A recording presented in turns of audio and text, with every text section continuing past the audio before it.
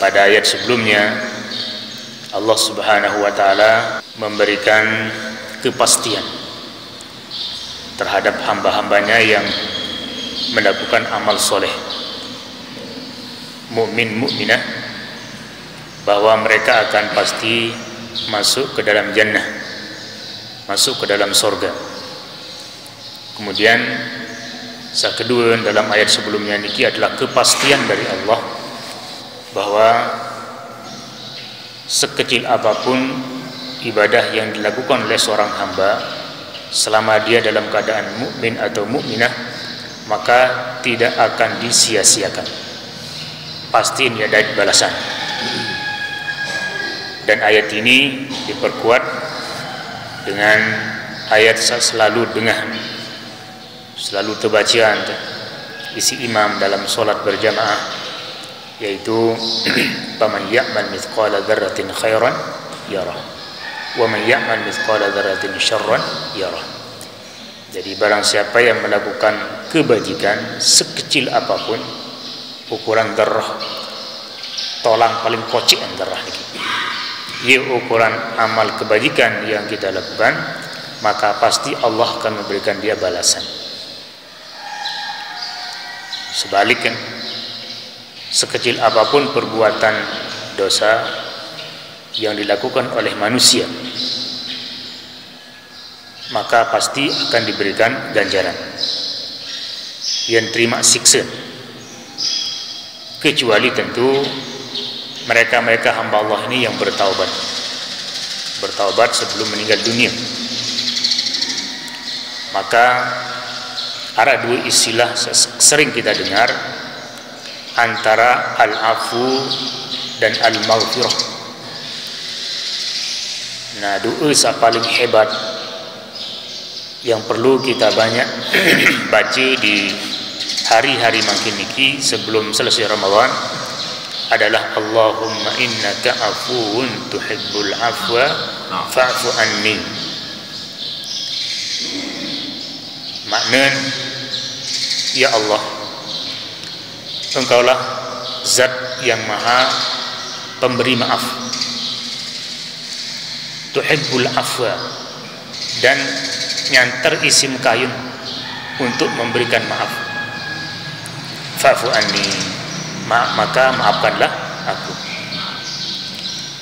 Nah, kemudian yang kedua, sering juga kita sampaikan bahwa di antara zikir yang perlu diperbanyak dalam rangka menjaga diri dari kemungkinan banyak salah adalah istighfar. Astaghfirullah al-azim, astaghfirullah, astaghfirullah, dan astaghfirullah al-azim alladzi la ilaha illa huwa al-hayyu al-qayyum wa atubu ilaih, atau Allahumma anta rabbi la ilaha illa anta, yang disebut dengan sayyidul istighfar. Nah, ulama-ulama melakukan kajian, pembahasan, dan sampailah kepada kesimpulan bahwa al-afwu, dari pemberian maaf pada Allahumma innaka afuwun tuhibbul afwa fa'fu anni niki adalah terhapus dalam catatan sekaligus terhapus dalam hal. Catatan terhapus, sifatnya masih terhapus. Catatan dalam catatan dosa niki terhapus, dan itu pun terhapus niki afu. Sedangkan maghfirah, catatan tetap dalam catatan amal keburukan, tetapi dimaafkan,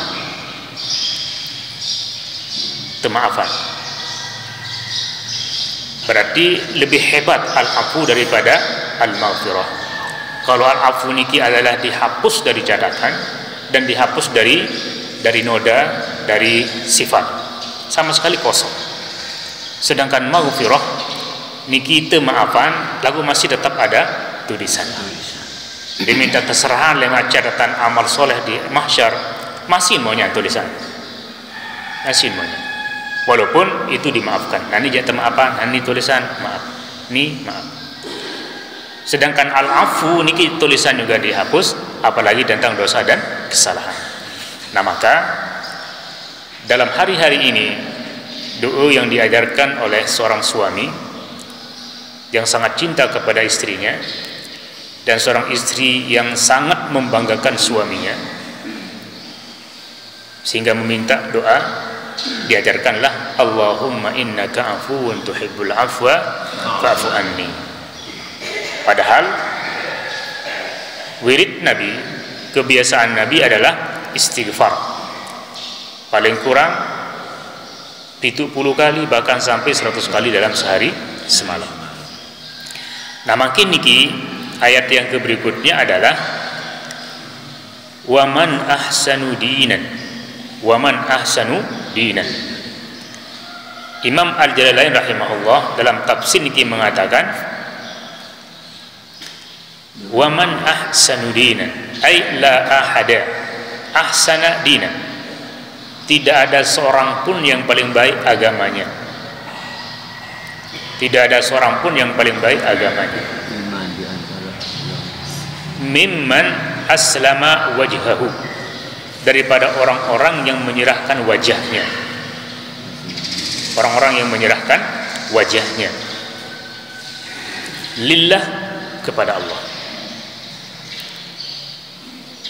Tidak seorang pun yang paling baik model dia beragama selain daripada orang yang menyerahkan dirinya bulat-bulat, utuh-utuh kepada Allah Subhanahu wa ta'ala. Besar Imam Al-Jalalain, makna mimman aslama wajhahu ay inqada wa akhlasa amalahu, tunduk dan mengikhlaskan amalnya hanya kepada Allah. Jadi maksud menyerahkan wajahnya adalah dia tunduk, apapun yang diperintah tunduk. Ndin hak pai nongak dulu, ndin hak kena berketuan dulu. Perintah apa ni? Arah upah nak tunduk, wajib atau sunnah? Lagu ni inqad, inqadan ni langsung tunduk, patuh, mati. Kemudian akhlasa amalah, perintah saunin ke perintahmu mun pati ini adalah akhlasa amalah, dia ikhlaskan amalnya itu hanya kepada Allah. Jadi tunduk dan ikhlas. Tengok berbeda masih jamaah sami dengan hak mati, lagu ngurumun dalam mati, mati dia, mati. Lagu ini supaya bergetar dulu, ini supaya ngerang dulu, atau mati tunduk lagu dalam atin dan ikhlas begawe. Dan iki kancit itu manusia terjadi marahnya. Nah, sehingga lahirlah kalimat yang perlu sami kena pokon hak mati, pokon hak mati. Nah, kalimat pokon mati ini adalah mun gawe yang lagu dan ikhlas dalam hati, sehingga hasil kerjanya tidak maksimal dan maksimal onas pegawaian, asar atau pengaruh pegawaian. Nah, maka di antara kehebatan ikhlas dalam beramal basin para ulama adalah berembe keberat pekerjaan. Jadi seberat apapun pekerjaan itu, kalau didasari dengan ikhlas, maka pekerjaan itu menjadi ringan, menjadi ringan. Kedua, sekiranya amal perbuatan itu dilakukan gagal, artinya sesuai dengan yang dikehendaki hasilnya, tapi bekerja dengan ikhlas, nah ini tidak akan menimbulkan penyesalan. Terus lillahi ta'ala. Kemudian seketurun dari segi athar, dari segi pengaruh, bahwa hasil kerja yang ditinggalkan berdasarkan ikhlas itu akan barokah, berkepanjangan. Dan ulama termasuk Syekh yang lain, Utsaimin rahimahullah, memberikan contoh dengan amal berkat, amal barokah, amal ikhlas niki adalah diantaranya tulisan-tulisan, karya-karya, kitab-kitab ulama-ulama terdahulu yang sudah meninggal dunia sekian ratus tahun yang lalu, tapi sampai dengan saat ini masih menjadi rujukan di dunia Islam, tersimpan oleh perpustakaan, teraji dan tekaji. Dan contoh yang paling sederhana adalah kitab kocek tetapi mendunia dan tanpa mengenal perbedaan mazhab dan negara, yaitu diantaranya kitab Matan Al-Arba'in An-Nawawiyah yang ditulis oleh Imam Yahya bin Zakaria An-Nawawi rahimahullah.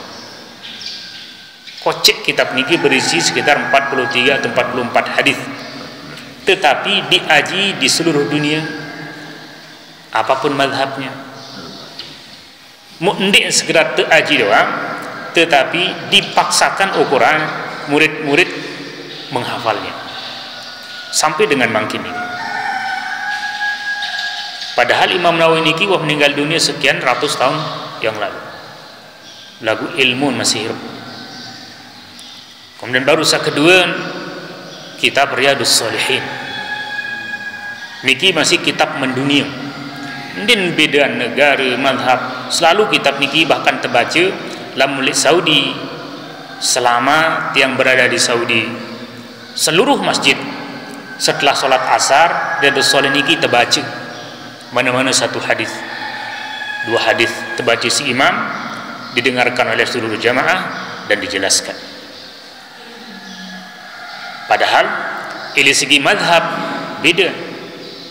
Imam Nawawi niki mazhabnya Syafi'iyah, Saudi niki mazhabnya Hambali atau Hanabilah. Lagu dia kenal mazhab. Dan yang paling besar makin niki sama menjadi rujukan referensi marang semakin adalah kitab Al-Majmu' min Tabaran Syarah Al-Muhadzab lil Imam Asy-Syirazi rahimahullah. Majmu' niki syarah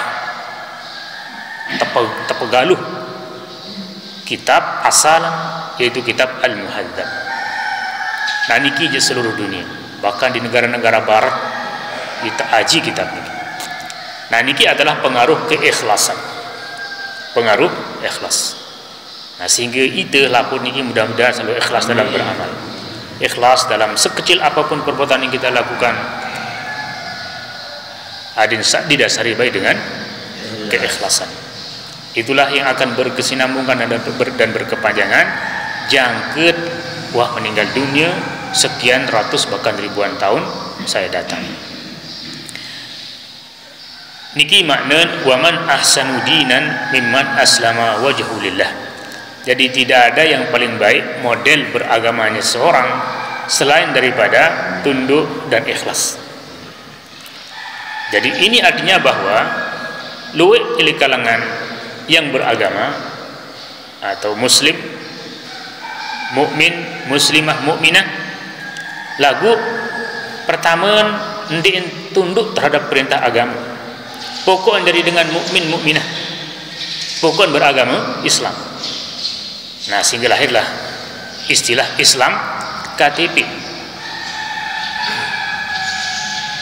Identitasnya secara formalitas kenegaraan tulis silik kakak, tulis silik KTP Islam, lagu pegawaian di negara Islam, solat 5 waktu ndek, puasa lepat leput, jadi bani ndek puasa bahkan li julun keluarga li belum gopo. Jadi wah merasa bangga lakukan kemaksiatan, maling. Nah niki berarti dia cara dengan beragama, teatur terjab isi hukum-hukum agama ngentakkan enganden sesuai kerja kemelian. Nah niki berarti beragama lagu mendin solah agama. Sa'asanu dinan, sa paling solah agama, cara beragama adalah aslama wajhahu lillah, menyerahkan dirinya secara utuh kepada Allah, berserah. Nah niki sa paling bagus. Wa huwa muhsin, wa huwa muhsinun. Ai basin Imam An-Nawawi kata muhsin ai muwahhid, orang yang bertauhid, yang menjaga akidahnya, beramal, ikhlas beramal dan menjaga akidah. Akidah i'tikad niki ningkang resep, lebih-lebih dari penyakit syirik yang sudah kita sampaikan pada ayat-ayat sebelumnya. Bahaya syirik, di antara contoh syirik. Nah, manik Allah Subhanahu wa taala, hal keadaan sak menyerahkan diri kepada Allah dengan utuh ini adalah wa huwa muhsinun ay muwahhid. Dia bertauhid. Bertauhid. Nabi tauhid, muwahhid ini adalah orang yang menjadikan Allah itu esa, yang meyakini bahwa Allah itu hanya satu. Qul huwallahu ahad. Namun selalu kita ikrarkan, dan orang muslim ini mengikrarkan kalimat la ilaha illallah. Jadi kalimat la ilaha illallah niki disebut dengan kalimat tauhid. Orang yang menyebutnya masuk ke dalam hati, terbukti dalam bentuk ucapan dan perbuatannya, itulah disebut dengan muwahhid. Orang yang selalu orang yang menjadikan Allah satu, atau meyakini, beriktikad bahwa la ilaha illallah, tidak ada Tuhan kecuali Allah. Aila ma'budu bihaqqin illallah, tidak ada yang patut untuk disembah dengan hak selain daripada Allah Subhanahu wa taala. Dan ini kriteria orang yang Islamnya baik, Islamnya bagus menurut Allah Subhanahu wa taala. Nah, yakin jamaah sekalian, arak kadang-kadang sentilan-sentilan sacuk diucap dari sebagian dengan mengatakan bahwa sak penting itu adalah hati. Hati yang penting. Lamun perbuatan ndin penting. Niki berdasarkan manik Rasulullah sallallahu alaihi wasallam, at-taqwa hahuna.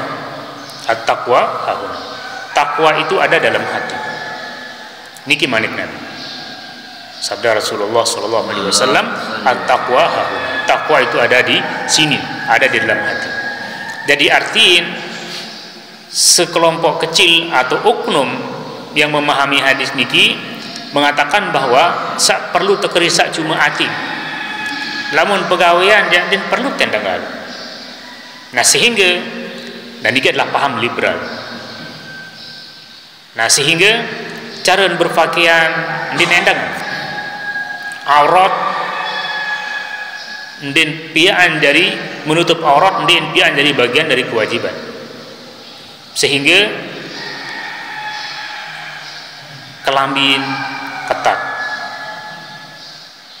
mbin kontek, mbin ketat, mbin jarang, mau makan, mau nungkik, pilih barang. Mudimin tetegur, kan dewan ngaji mondok berdalai, at-taqwa hahuna, takwa tiha tawan penting. Entan hak nungkik macam niki jantim dindek endang lalu, bahkan dindek kita aku nih, berembetang dek kita le julun mata tan lewat. Nah, niki adalah cara beragamanya iblis. Jadi iblis niki bertauhid kepada Allah. Tauhid iblis niki bertauhid kepada Allah. Waktu lek surga lai lagu ndin mele mati diperintah Allah Subhanahu wa taala dengan berbagai macam alasan. Dilawan malik atau dijawab oleh ulama-ulama Ahlus Sunnah wal Jamaah bahwa lamun atin sebut dengan bagus, pastiin bagus rawasan, pastiin bagus pegawaian, sesuai dengan apa yang menurut dia bagus dalam hatinya. Jadi samun parang bagus si hati niki iya wah yang gawe si anggota badan. Jadi oleh Imam Al-Ghazali rahimahullah mengibaratkan hati niki sebagai raja oleh awak, tukang perintah. Nah, bagus kajian salah seorang ustadz yang mengatakan bahwa mata niki melihat, mata niki melihat.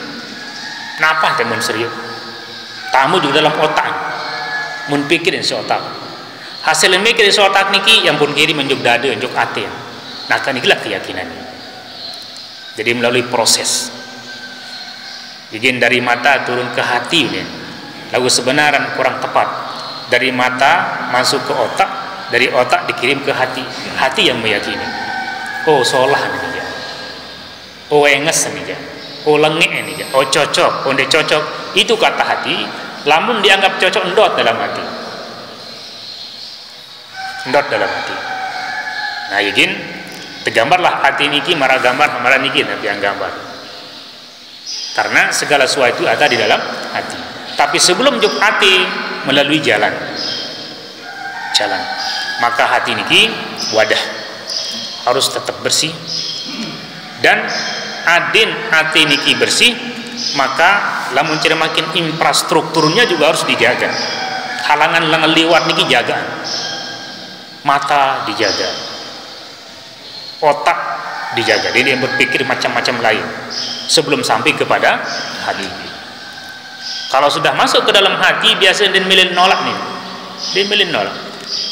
Sehingga unin, lamun dia jadi guru, lamun dia jadi ajak, rukun iman, siwa masih moksadu, siwa tamu lalu dalam hati. Siwa nak ajak rukun iman, rukun Islam, layak wasadu, juluknya adu ketimbang ucapan. Nah itu karena sudah masuk ke dalam hati. Nah oleh sebab itu hati niki harus dijaga. Nah yang pun manik Allah Subhanahu Wa Taala la ilaha illallah, dan la ilaha illallah niki adalah la ma'bud bihaqqin illallah. Harus ditiadakan dalam hati niki semua bentuk sesembahan, kemudian diisi dengan Allah Subhanahu Wa Taala. Kemudian berikutnya manik Allah wattaba'a millata Ibrahim hanifan. Di antara kriteria sifat agama seseorang itu baik adalah ittaba'a millata Ibrahim hanifan. Ittaba'a millata Ibrahim limuwafaqatin millatil Islam. Jadi agama semenjak si Nabi Ibrahim alaihissalam dari sisi akidah tauhid persis seperti agama atau akidah etikad yang dibawa oleh Rasulullah Sallallahu Alaihi Wasallam, sehingga jadi standar. Lamun seseorang niki bertauhid atau mengikuti ajaran Nabi Ibrahim, maka pasti dia sudah masuk dalam ajaran Nabi Muhammad Sallallahu Alaihi Wasallam, dan ini tentang akidah, terkait dengan masalah akidah, keyakinan atau tauhid. Adapun perkara amaliyah, cara beribadah, cara sholatnya, mungkin cara puasa, cara zakat, cara haji dan lain sebagainya, itu berbeda, terjadi perbedaan. Nah sehingga dalam usulul fiqh dibahas mengenai syar'u man qablana, syar'u man qablana, syariat orang-orang sebelum Nabi Muhammad sallallahu alaihi wasallam. Hal yakun dalilan aula li ummati Muhammadin sallallahu alaihi wasallam. Jadi apakah bisa jadi acuan dalil bagi itu atau tidak? Dan ini menjadi pembahasan khusus dalam usulul fiqh. Alhasil jamaah sekalian rahimakumullah, dari potongan ayat niki kesimpulan bahwa ciri tanda dengan bagus Islamnya, bagus agamanya adalah pertama inqad atau aslama wajhu lillah, yaitu inqada wa akhlasa amalah, itu tunduk dan lirawas dan kecengor, tunduk mau mati. Kemudian yang kedua akhlasa amalah, ikhlas atin, tunduk zahir dan tunduk batin terhadap perintah Allah Subhanahu wa taala. Kemudian yang kedua wa huwa muhsin, dan selalu menjaga akidah, bertauhid, mengesahkan Allah Subhanahu wa taala. Kemudian berikutnya adalah ittaba'a millata Ibrahim hanifan, dan seterusnya niki insyaallah kita bahas pada waktu saya datang. Mudah-mudahan Allah memberikan tempelugum sami, umur panjang, sehat walafiat, semangat dan berkesempatan untuk terus mengawali pagi kita di masjid niki, dan mudah-mudahan menjadi amal soleh kita. Saya mau balasannya lewat pada hari kiamat. Amin ya rabbal alamin. Subhanakallahumma bihamdika asyhadu an la ilaha illa anta astaghfiruka wa atubu ilaik. Wassalamualaikum warahmatullahi wabarakatuh.